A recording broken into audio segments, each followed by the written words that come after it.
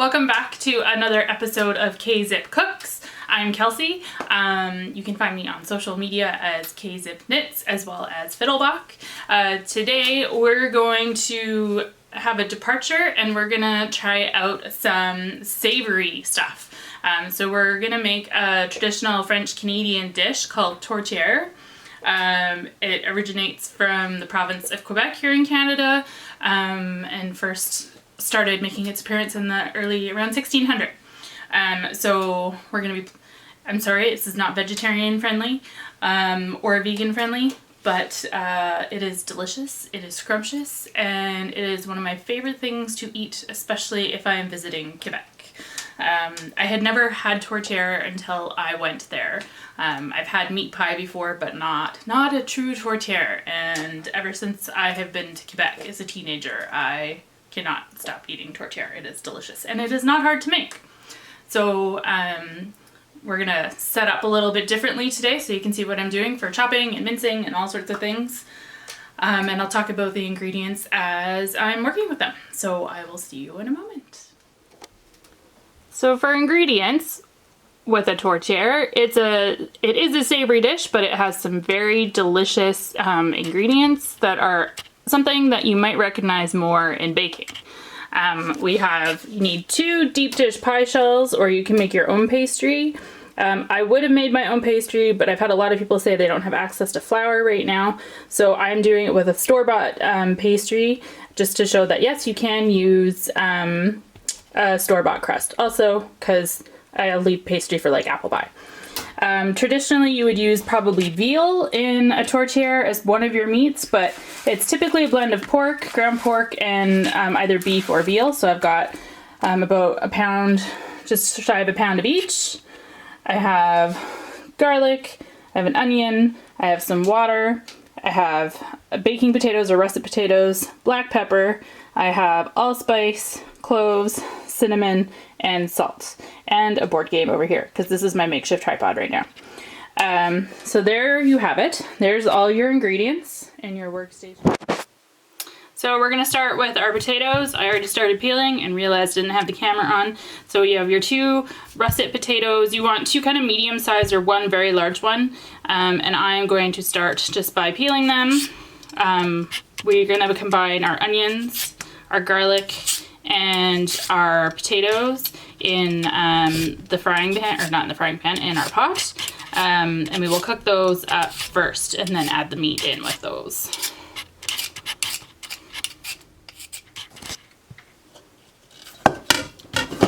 We have our peeler out.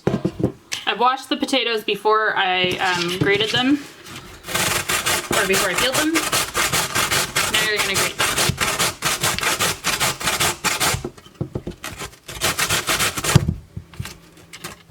If you have a food processor, this would go a lot faster.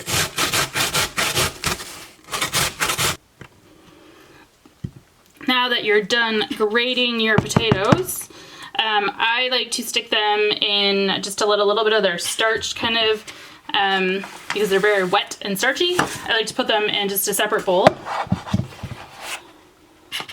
and soak them in water for a little bit. The recipe doesn't say to do this. This is just something I do. I find that the flavor is a little bit cleaner. Now we're gonna prepare our onion. You're gonna basically do the exact same thing to it that you did to your potatoes. Just get rid of the skins. It's a good thing you can't see my face because I didn't find the onion that I normally like to use, which is like a proper white. You can use any onion really, but I like to use white onions. Just because they don't make my eyes water quite as badly. But I only have these ones this time. So I've got that peeled. I'm just gonna get rid of this junk. We're gonna get our grater out again. We're gonna say, sorry eyes, and then go for it.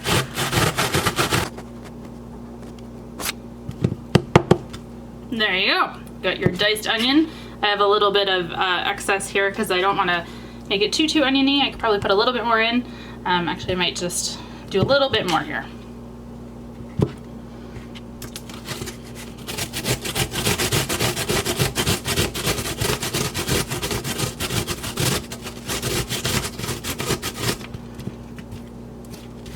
And then that should be good. So we're gonna put all of our onions into this pot I have over here.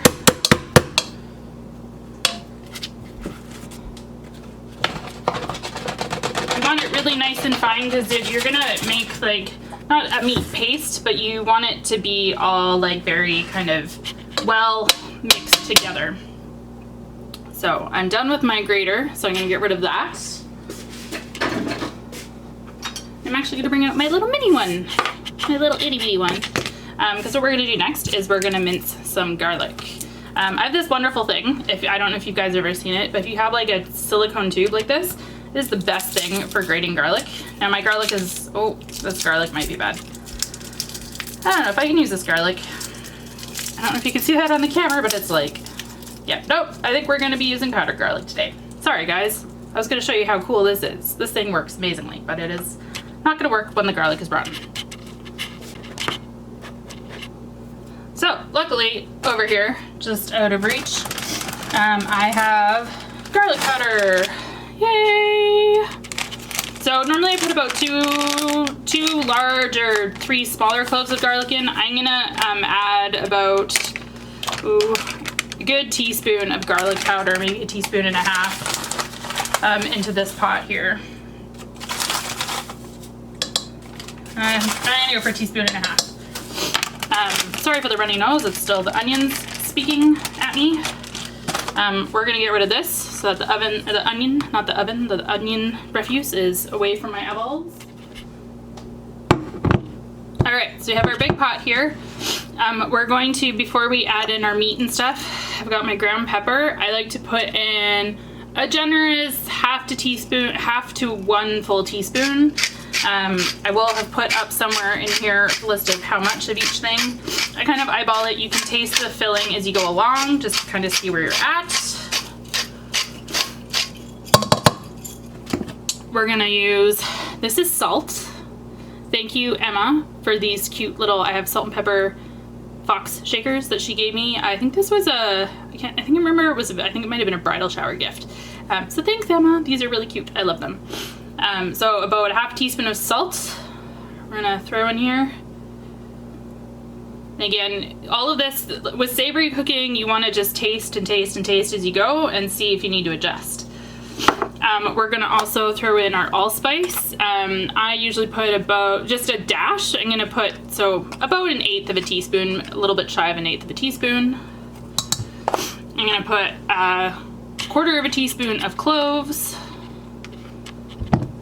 This is where it's a little less savory and more in that baking vein. I use cinnamon a lot, which is why I have a giant thing of it. You're gonna put a good half teaspoon of cinnamon in. We're also gonna add into our pot just a little bit of olive oil. Just kind of eyeball it. Probably about 2 tablespoons, 1.5 to 2 tablespoons. And then we're ready to move things to the stove. So on our stove, we have our onions, our olive oil, all of our seasoning. I have drained our potato, and I'm gonna throw that in there as well. And what I'm gonna do is I'm going to turn the stove on. We cook the filling before we put it in the pie, so I should note at this time, take your pie shells, if you're using the frozen ones and you're not making fresh pastry, take it out of the freezer because they should be room temperature. So I'm just gonna give these a little mix around so that they're all evenly coated. Might throw in a little bit more salt now, seeing how much volume I've got here. So we're gonna throw the oven on. I usually put it on around medium heat. If you need to add a little bit more oil, that's totally fine too, but we're gonna get these nice and hot before we add the meat in. What's gonna happen with our filling here is it's gonna, essentially all the stuff that we have in here now is gonna turn to almost like a paste. You're gonna cook everything for quite a while so that the spices and the flavors get really nicely combined. And that's so any extra moisture boils off, so it's a really thick, dense filling, and nice and rich in flavor as well. All right, so everything's kind of nicely coated there. All All right, so it's been, our potato mixture has been, and onions and garlic and everything has been here for about 5 minutes on medium heat. So it's starting to have a good steam to it. You can smell all of the spices and the fragrance of it. That's your time or your indicator that you're gonna add in your meat. So, as I said, you want about a half a pound of each pork and beef. If you have veal, great. It is not as easily accessible for us right now. And so I usually just go with the pork. You can do all pork too I know some people struggle with red meat. So you can do it all pork as well. I just find it's a little bit richer if you can use some red meat as well. I usually like to use lean, just so that I don't recommend going with the like super greasy stuff. Lean or extra lean is good. Just because you want it to have at least want to have lots of flavor and not tons of oil. There'll be enough oil in the cake, not the cake, we're not making cake, are we making meat cake? In the actual tart shell that we're using, or our pie crust. As I said, you can totally make like a traditional pie crust, and just if you are someone who makes a sweet crust, make it more savory by doing a salted one instead of a sweetened one. But I'm gonna just use my lovely tender flake ones because I didn't have time to also make a crust from scratch today and film it. Plus it's a whole other kit and caboodle, as I like to say. So yeah, you're just gonna mix everything together so that the meat is starting to get incorporated into your onions and potato and all of that. And then we're gonna cook this until the meat starts to kind of brown, and just let it go, basically. What you're also gonna do once it's kind of incorporated, so now that I've got everything kind of more or less evenly mixed in,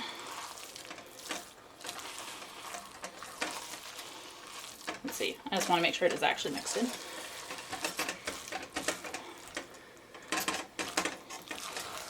Once you've got, so you can start to see, if I pull it up from the bottom to the top, you can see some parts here are starting to lose their color. Once you're not seeing very much pink anymore, so I would keep kind of stirring it periodically, but once most of the pink is gone, you're gonna add a half a cup water, and that's just gonna help any of the potatoes and onion that are still solid to kind of make more of it, almost like turn into a bit of a gravy around the mixture, so that way it's nice and moist. If you don't put a lot of salt in and you have like some good bone broth around, I don't have any bone broth right now, but you can use a bone broth instead for your water.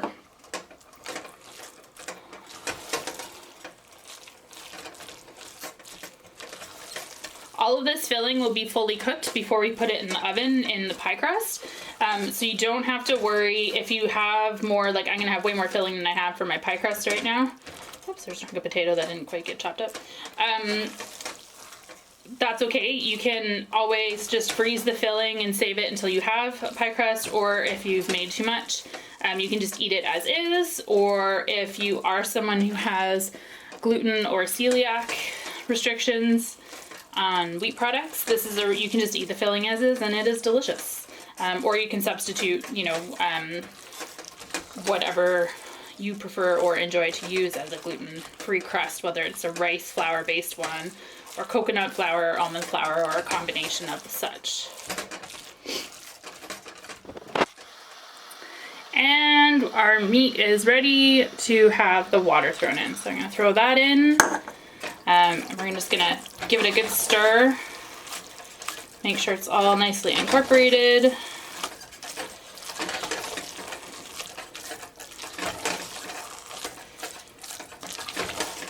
And we're gonna keep stirring it until all the pink is gone, and then we'll stick our pot lid on it and keep it on low for probably about half an hour to 45 minutes until all of the potato kind of starts to disintegrate and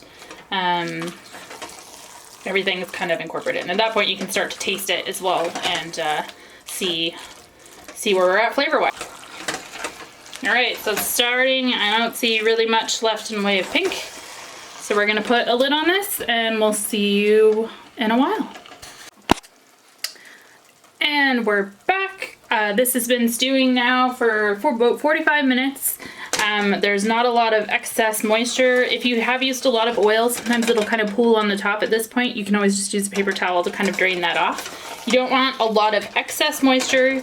You want to cook it until, you know, you can scrape the bottom and actually see the bottom and have it not fill over with liquid. But you can see it's all nice. You can't see all the individual pieces of potato anymore very much. So you know that they've cooked and they're gonna kind of help bind our pieces of meat pie. So we're gonna switch up our angle again here and we'll show you how to assemble it in our pie shell. So we have our 2 pie shells. This is definitely not gonna fit all the filling that I made today, but I will just either freeze the rest of the filling or refrigerate it for a day until I can get another shell. If you do have extra pie shells, you can freeze them all completed. Now what I like to do is I like to take a fork, this should be room temperature now, and you just kind of poke a few little, not all the way through to the bottom, but just a few little divots in the bottom. It kind of helps keep it from getting too soggy. And you can do that on both of them. So I'm gonna just quickly do that. Just use a fork to kind of score it. Then what we're gonna do is I've got just a little bit of water in here. The edges you want to be able to seal closed, so I'm going to now just take a little bit of water with a brush, or you can do it with your fingers as well. And I'm just gonna go all the way around the edges just to get it nice and moist so that way we'll be able to seal our pie closed in a moment here. All right, so that's you're just gonna really pack it in there. Whoops, and I'm spilling it and making a mess, because why not? And again, don't forget to test your filling before you put it in. I did, and I'm quite happy with it. So, yeah. Make sure you get lots in there. Now, because I've got a little bit of room with the other pie shell, I can heap it just a little bit. But I probably have enough to make a few little like probably maybe a half a dozen tarts or so yet, if I wanted to. So there's that. Oh, what the heck? There we go. Now I'm going to take my other pie shell that I have, and you're just going to turn it upside down on top. This is the nice thing about doing the store-bought ones, is you don't have to worry about them rolling them out and then matching. I'm just going to use my fingers now all the way kind of around the side just to make sure that the edges meet, that none of my filling is pushed out.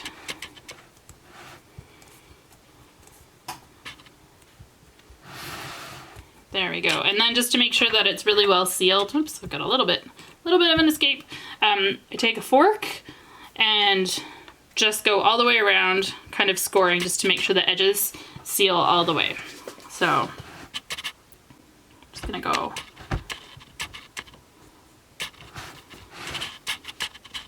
And don't worry about this looking like a weird shape. It will collapse down as it warms up and cooks. How I often like to bake my pie crusts, and this is because your filling is already cooked, you're not worried about getting the filling cooked, it's just about cooking the crust now. I do this with all of my pies, whether they're savory or fruit. I like to put it in at a high temperature first on a breadstone. If you have one, it's great because it cooks the bottom. So you put it in, I usually start at 450, and I'll do that for about 20 minutes to half an hour, and that browns the crust really nicely. And then you let it cook at a lower temperature if you're doing a fruit pie, say, on a much lower temperature to cook all the inside, but then the outside is all nice and brown. So I'm gonna put this in the oven at 450 for about 20 minutes, and then I'll check on it. Oops, I'm getting stuff. I'm also gonna just put a few spots in here so that you'll see it's already softening up a lot because the mixture is really hot on the inside. This is just so steam can escape. But there you have it. So I'm going to stick this in the oven, 450 for about 20 minutes, 25 minutes. And then I will turn the temperature down to about 400 just until the crust is nice and golden. And that's your basic tourtière. We'll see you again when that's out of the oven. And here's our finished tourtière. So out of the oven, it's been sitting now for about half an hour. You want to let it rest for a little bit so that way all the juices and stuff can kind of just all reincorporate into the meat. So this nice golden color is what you're going for. And I cut a slice so you can see what it looks like, also because I am starving and I want some dinner. So let's see how it turned out.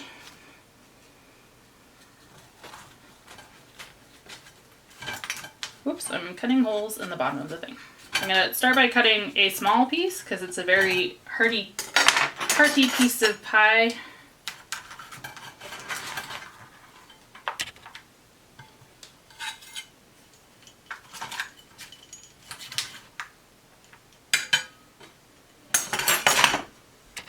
But there you have it, French-Canadian tourtière.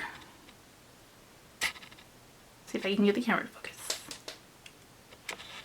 Yum!